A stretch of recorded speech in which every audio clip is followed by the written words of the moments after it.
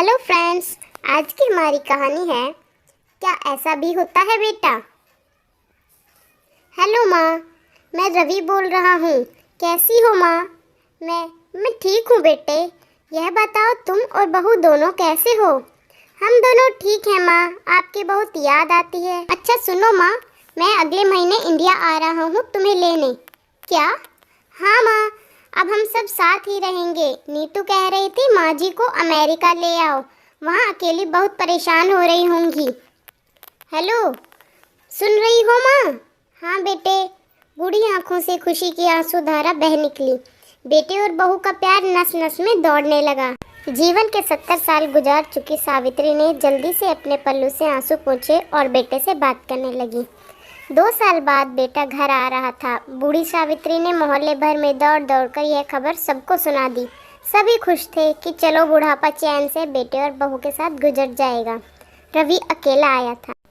उसने कहा कि माँ हमें जल्दी ही वापस जाना है, इसलिए जो भी रुपया पैसा किसी से लेना है वह लेकर रख लो, और तब तक मैं किसी प्रॉपर्टी डीलर से मकान की बात करता हूँ। मकान? माँ ने पूछा। हाँ माँ, अब यह मकान बेचना पड़ेगा, वरना कौन इसकी देखभाल करेगा? हम सब तो अमेरिका में ही रहेंगे। बूढ़ी आंखों ने मकान के कोने कोने ऐसे निहारे जैसे किसी अबोध बच्चे को सहला रही हो। आनन फानन और औने पौने दाम में रवि ने मकान बेच दिया। सावित्री देवी ने वह जरूरी सामान समेटा जिनसे उनको बहुत लगाव था। रवि टैक्सी मंगवा चुका था। एयरपोर्ट पहुंचकर रवि ने कहा, माँ तुम यहाँ बैठो, मैं अंदर जाकर सामान की जांच और बोर्डिंग और वीज़ा का काम निपटा लेता हूँ। ठीक है बेटे। सावित्री देवी वहीं पास के बेंच पर बैठ गई। काफ़ी समय बीत चुका था। बाहर बैठी सावित्री देवी बार बार उसी दरवाजे की तरफ देख रही थी जिसमें रवि गया था, लेकिन अभी तक बाहर नहीं आया। शायद अंदर बहुत भीड़ होगी, सोचकर बूढ़ी आंखें फिर से तकतकी लगाए देखने लगी। अंधेरा हो चुका था। एयरपोर्ट पर बाहर गहमा गहमी कम हो चुकी थी।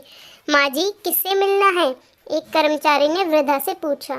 मेरा बेटा अंदर गया था टिकट लेने, वह मुझे अमेरिका ले जा रहा है, सावित्री देवी ने घबरा कर कहा। लेकिन अंदर तो कोई यात्री नहीं है।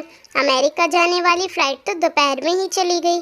क्या नाम था आपके बेटे का? कर्मचारी ने सवाल किया।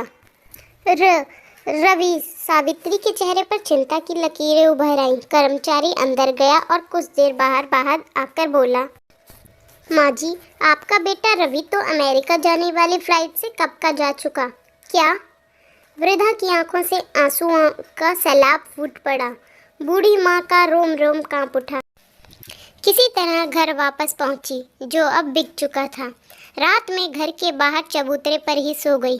सुबह हुई तो दयालु मकान मालिक ने एक कमरा रहने को दे दिया। पति की पेंशन से घर का किराया और खाने का काम चलने लगा।